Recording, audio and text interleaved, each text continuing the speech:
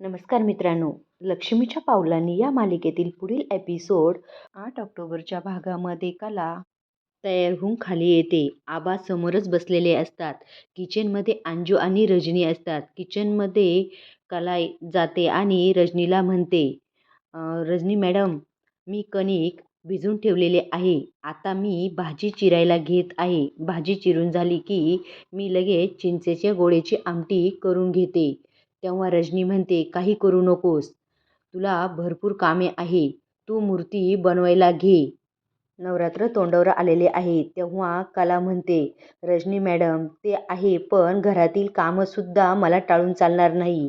तेव्हा रजनी म्हणते, तू काळजी करू नकोस, मी आणि अंजू आहे.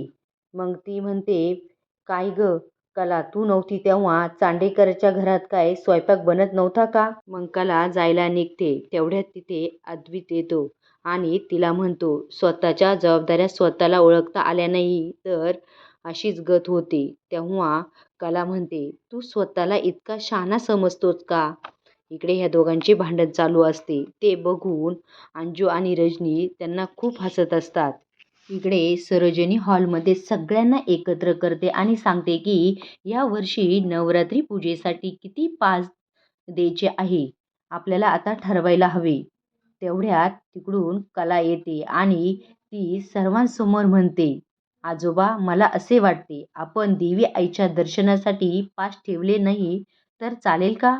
मग सगळ्यांना देवी आईच्या दर्शनाचा अधिकार मिळेल.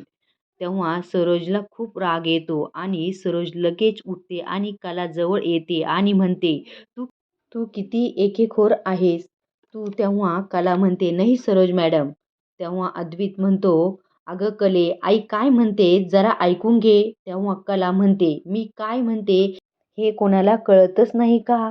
तेव्हा सरोजला राग येतो आणि ती कलेच्या कानामागं देणार असते. तेवढ्यात कला बाजूला सरकते आणि सरोज धपकन खाली पडते. तेव्हा लगेच अद्वैत तडकन उठतो आणि आईला उचलतो आणि कलेवर ओरडतो. यात कलेची काहीच चूक नसते. कलेला काहीच कळत नाही. ती अद्वैतकडे बघत असते. कारण सरोज कलेच्याच कानामागे देणार असते. यात कलेची काही चूक नसतानाही अद्वैत कलेवर ओरडत असतो. असेच नवनवीन एपिसोड बघण्यासाठी आत्ताच आपल्या चॅनलला लाईक आणि सबस्क्राईब करा. धन्यवाद.